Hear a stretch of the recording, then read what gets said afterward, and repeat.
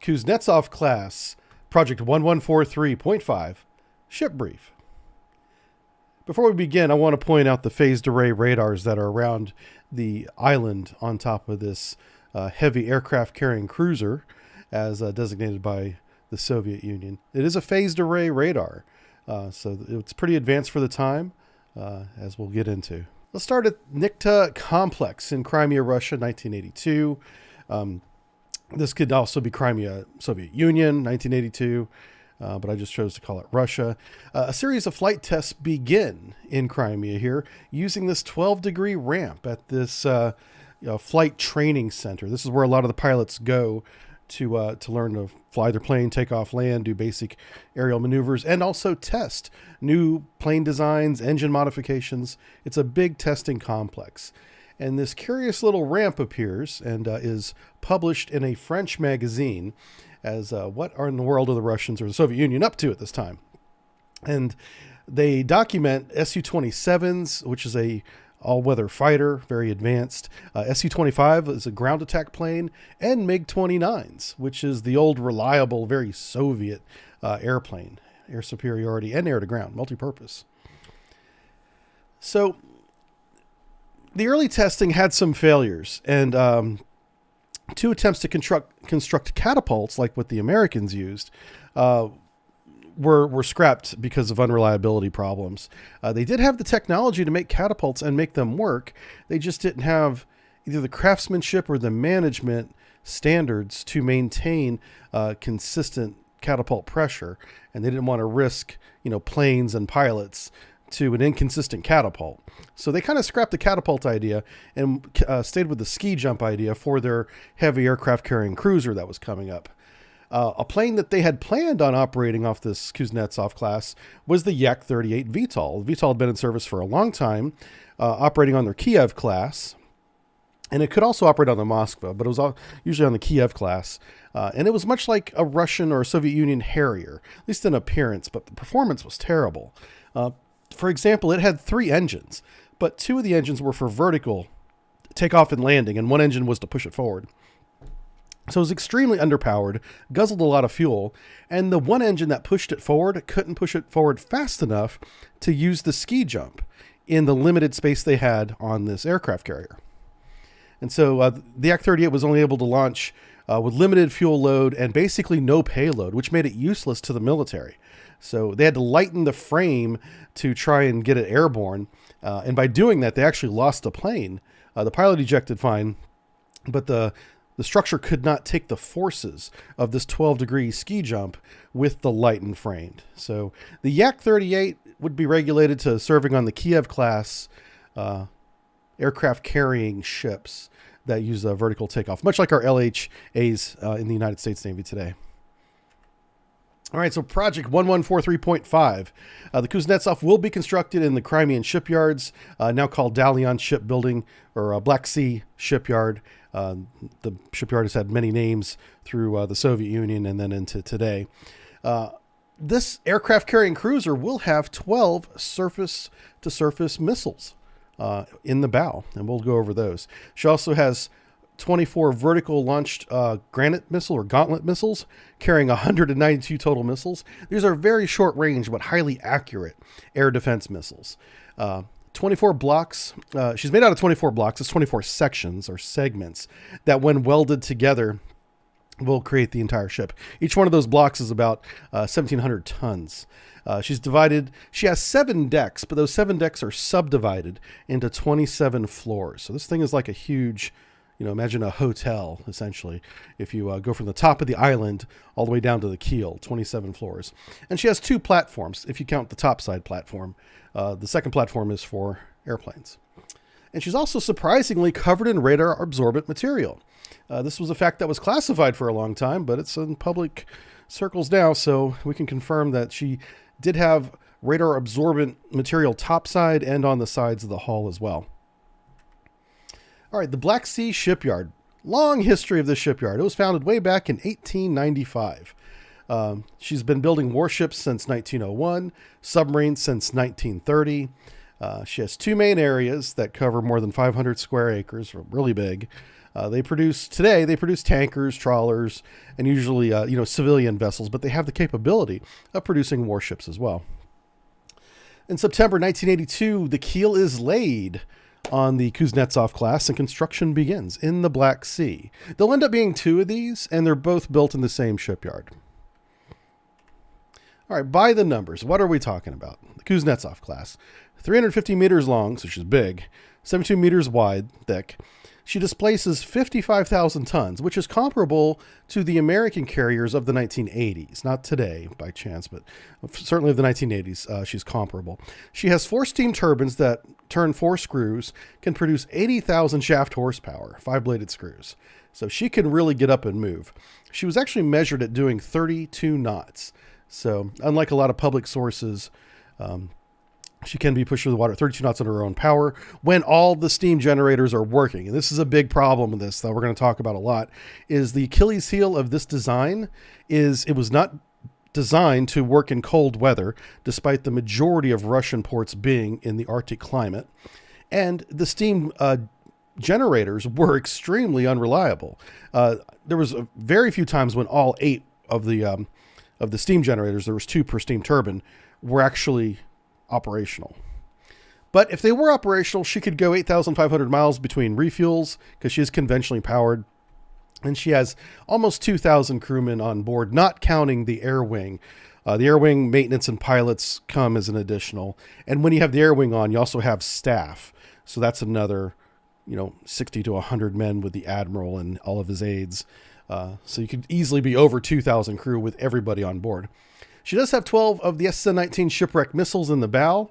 I'll show you those in a second. 192 of the SA-9 Gauntlet missiles. That's for air defense. Very short range. It's like an 8-mile missile. So it's almost point defense. But it hits just about anything that it's shot at. It's a very accurate missile. It also has 8 Kashtan Sea Whiz mounts and 6 of the AK-630 AA mounts, which can also be used for close-in weapons support. She has 1 UDAV ASW rocket launcher. This is only on Hull 1, by the way, and that is an RBU 6000 that she can use to keep submarines and torpedoes at bay. And they also mentioned that it's designed for, swimmers too. Like if they were in a port and they saw swimmers coming towards the ship, they could shoot these rockets into the water and persuade the swimmers to not get any closer than 6,000 yards.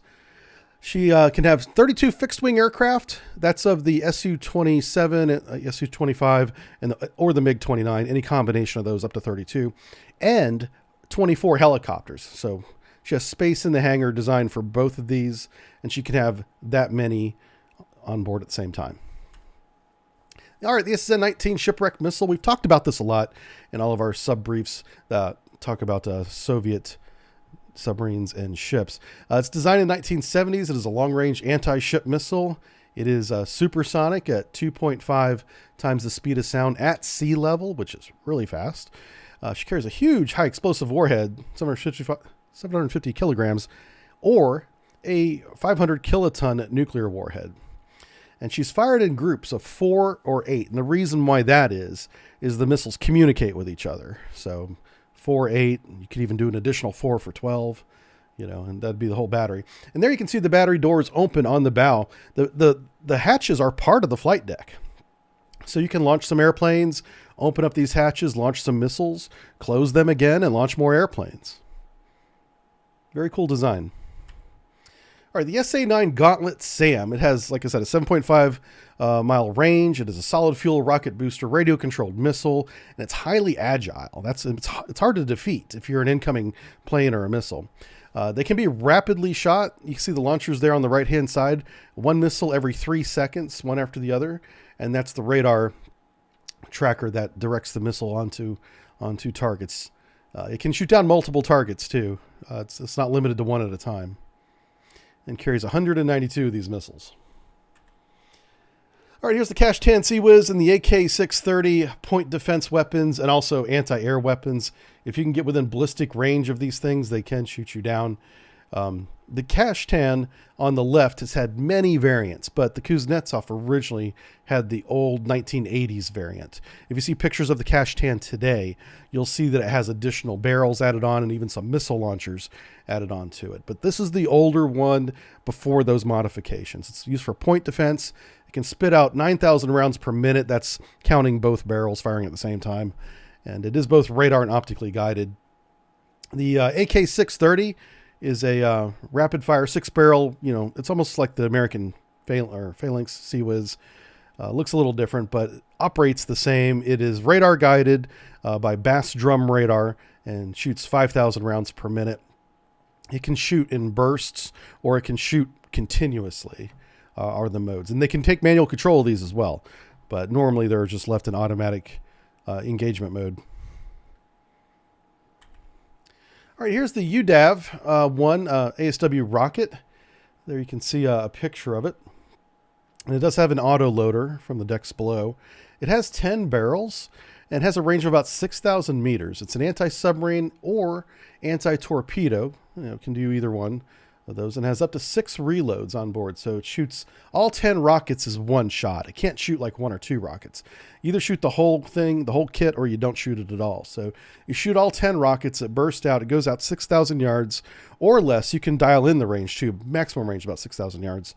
And it can break apart an incoming weapon. That's part of the purpose of it. But you would have to get very lucky in guessing how long it takes to reach the 6,000 yard point and where that torpedo is going to be on what bearing. You'd have to kind of figure that out, which they probably could. They claim that that's part of the mission of this weapon. It's not just an anti-submarine weapon, it's an anti-torpedo weapon as well. All right, let's talk about the aircraft on board these things. The Su-27K is also called the Su-33. So I'll be referring to this as the Su-33 for the rest of this. But just know it's a modification of the Su-27. It's 4th generation air superiority fighter. Primary mission is for fleet defense, but fleet defense by air superiority. It has look-down, shoot-down capability, which for the time was the latest thing. Very similar to the F-15 in terms of capability. Infrared search track had a 62-mile range. That was a big advantage that this thing had, very similar to the camera on board the F-14, the American plane. But this one could do an infrared search for targets, which was a passive search, so the target didn't realize it was being locked up to 62 miles away and then engaged. It has a single 30mm cannon and 10 hard points for weapons. Can carry lots of weapons. Another airplane or aircraft was the Ka-27 Helix ASW helicopter. Now the Ka-26 Helix is a jack-of-all-trades helicopter. It can do much more than just ASW, but its primary mission is ASW. So the coaxial rotor maritime helicopter has a range of 430 nautical miles. It can do everything from supply missions, bringing stores on board the ship and moving it to other ships, to electronic surveillance. It can go rescue down pilots or people in the water. But it also does ASW, which carries usually 2 torpedoes or 1 nuclear depth bomb. And then other variants. There is a land attack variant of the Ka-27 that carries rockets and anti-tank missiles. But again, those are not the primary missions. Usually, whenever you saw this in the air, it was had a dipping sonar and was looking for submarines. Here's the the MiG-29K Fulcrum, participated in sea trials and is certified to operate on board as well. This is not fly-by-wire. This is very much an old-school airplane, manually trimmed, twin-engine, multi-role fighter. It does have the infrared search-while-track capability, just like the Su-27, which is nice. Now, the 30mm cannon only has 150 rounds, and it fires so fast, it's only like 2 seconds worth of engagement. So you can get maybe 2 short bursts out of the cannon on board. I imagine a lot of that is due to weight, because I imagine the ammunition is very heavy, so... And plus, where are you going to put it? You know, there's no place for it to be in the plane. And it has 6 hard mounts for weapons, as you see there on the bottom of it. Now, this did operate in the Russian Navy, but also it's operated in navies around the world, specifically the Indian Navy. They love this plane, and they operate it off their carriers all the time. And here's the Su-25 UTG Frogfoot. This is a special variant of the Frogfoot created specifically to operate off the Kuznetsov. It is a very slow, subsonic, single-seat ground attack aircraft carrier. It doesn't look anything like the American A-10, but the mission is very similar. It has 8 hard points and carries a wide variety of munitions, over 500 nautical mile range, so pretty fuel efficient, but that's because it's a slow airplane. 5 were operational after the fall of the Soviet Union, but they have replaced them since then. And according to Russian sources, there are 10 of these operational right now because the original Kuznetsov in 2021 is still operational. Yeah, this aircraft carrier is still around. All right, here she is. The Admiral Kuznetsov, Hull 1, the ship of many names. And this was really confusing in the 80s because to people outside, top naval circles, top brass and things like that, we thought that the Soviet Union was building like 4 of these things. Now they did plan on building 2, but they gave the first ship like 4 different names. So her keel is laid on September 1st, 1982, and at the ceremony, they call her the Riga. So we're building the Riga now. But just a few months later, in November of the same year, it becomes the Leonid Brezhnev. So it was a little confusing because we thought maybe they had laid keels on 2 different ships. It's very common to build 2 ships of the same class at the same time in the same shipyard. It's more efficient that way. Anyway, so she's launched in 1984 as the Leonid Brezhnev. But 3 years later, before she's commissioned, the designer in an interview calls her the Tbilisi. So this is now the 3rd name of the ship. So November 1989, sea trials and aircraft certification are complete. In October 1990, the next year, they renamed the ship for the last time under the Soviet Union flag as Admiral of the Soviet Union Fleet Kuznetsov, referring to Admiral Kuznetsov of old. It's in honor of him. And it is commissioned in December, Christmas Day, 1990, 1 year to the day before the fall of the Soviet Union. So Admiral Kuznetsov in 1992, Soviet Union is gone, so it's just the Russia now. And so the name is shortened to Admiral Kuznetsov. They took the Soviet Union out of the name. And so I guess you could call that another renaming. It is now Admiral Kuznetsov. Same ship the entire time. In 1993, though, design flaws result in the water pipes freezing in Arctic conditions because Crimea and Ukraine are no longer part of Russia, right? The Soviet Union's gone. So they take this ship and they move it up to the Northern Fleet up on the Kola Peninsula. And it's not designed to operate in Arctic conditions. So they have to literally shut down a lot of the piping to keep the pipes from bursting because the water's freezing inside the piping. Therefore, a lot of systems like the bathrooms, showers, and toilets are not getting water. So a lot of the facilities for the crew do not work, or at least don't have water. So a bathroom without water isn't much. It's just a room at that point. And so life on board this thing is pretty tough because they don't have all the facilities that they're supposed to have for the crew of almost 2,000 people. So 1994, it's found that the boilers have a high failure rate. These are the steam generating boilers. There's 8 of them on board, and they're always failing. They're leaking. They're inefficient. It's rare that all 8 are operational at the same time. But despite all that, in 1995, Russia declares the Kuznetsov operational. Yay. In 1996, she begins her first deployment, but with a repair tug. And every time, even today, whenever this ship goes to sea, she's always accompanied with a support tug in case something breaks down and she needs to be tugged back to port, the nearest friendly port. After that med deployment in 1996, she goes in the dock for repairs.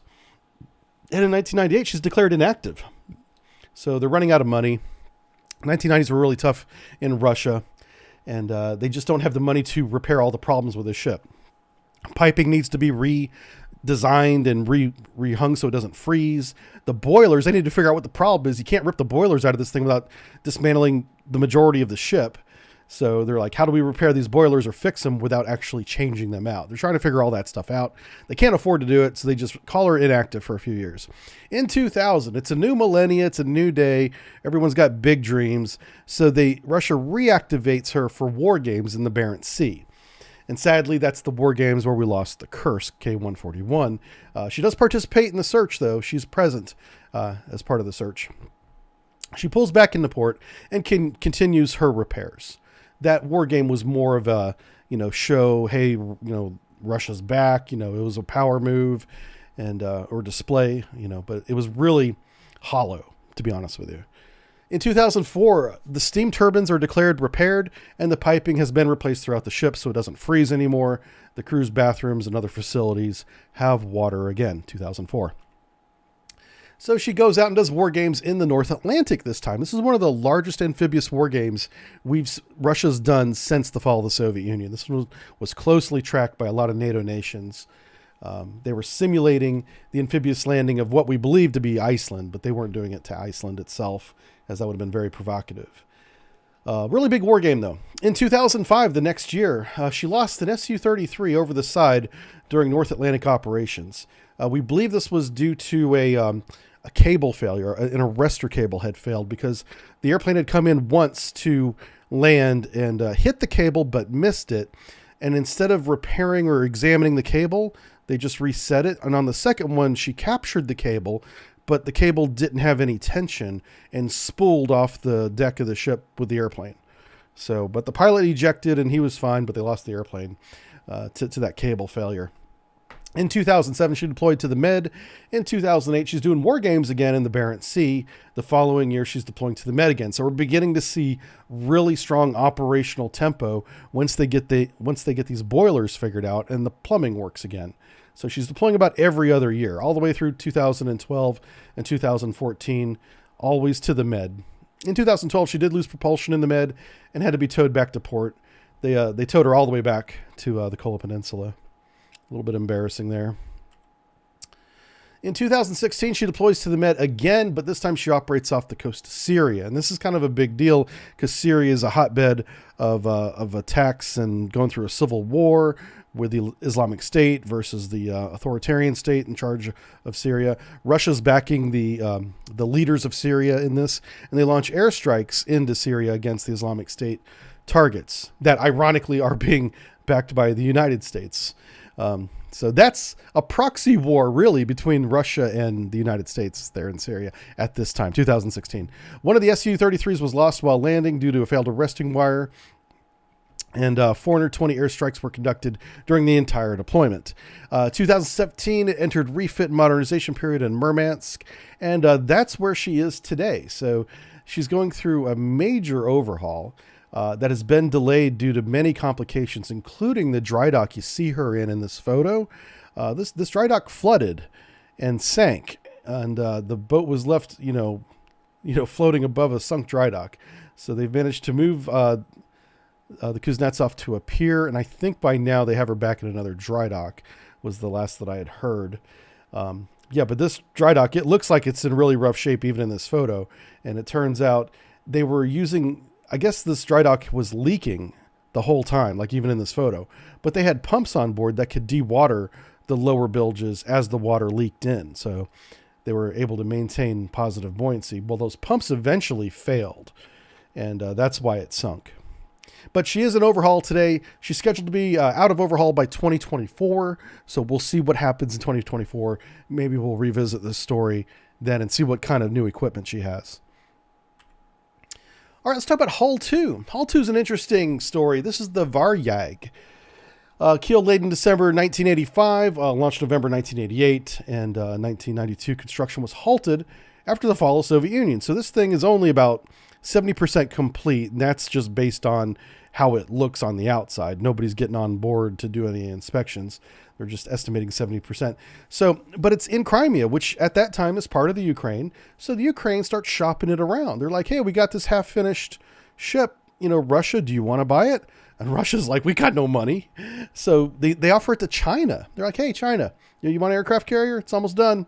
China turned it down too, and even did India. And India is big on buying Russian ships and stuff, but India turned it down as well. India's going to build their own aircraft carriers in the future. And so in 1998, a couple years later, a private, if you want to, this is in major air quotes, private company from China comes in and offers to buy the Hulk for a floating casino. They're going to turn this into one of the coolest floating casinos in China. And they do the deal between 1998 and 2001, and then finally the hull starts to be towed to China. They had to get special permission from Turkey to transfer the Bosporus Strait because of the treaty they have there. This thing exceeds the tonnage to go through the strait.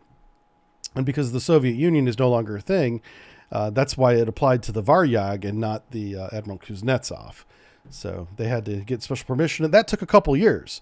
But they finally got it, and they're tugging it. It's a 2-year journey all the way around the world to China.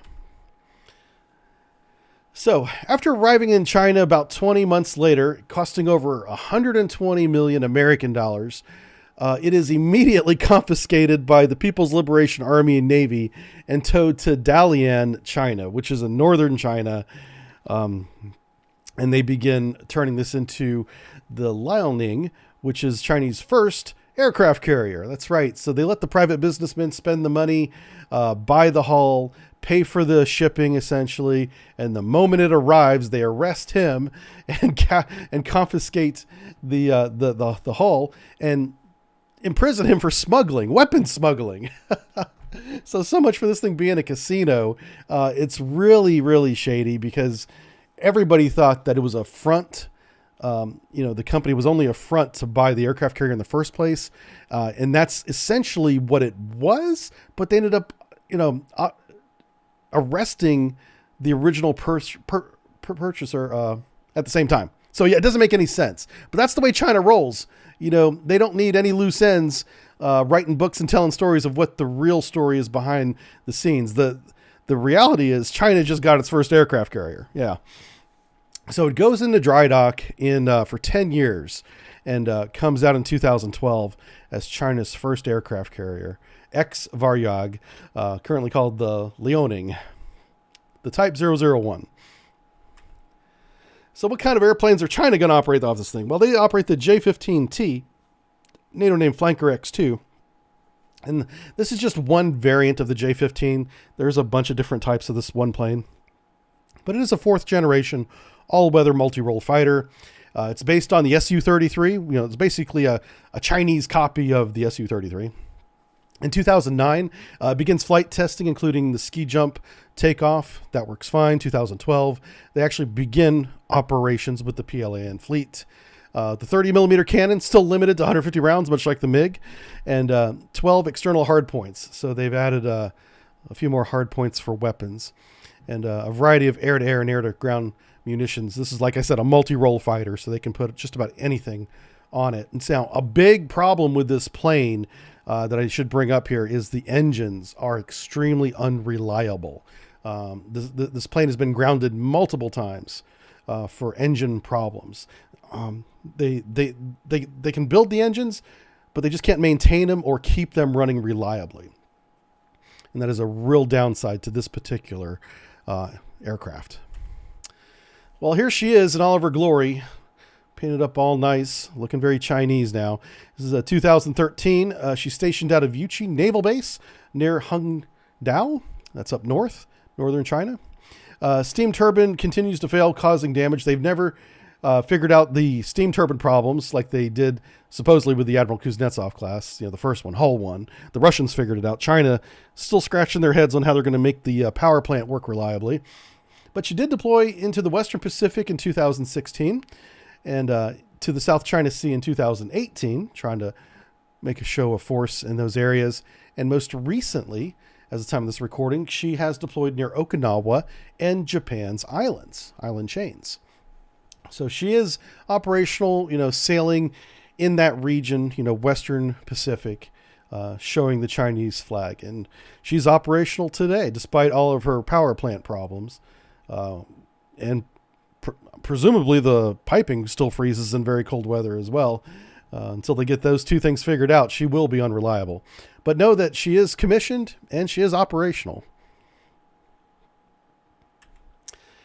So yeah, man, my final thoughts on this. This is one of those Cold War icons. This thing was a legend in like the American cultures, for naval fans.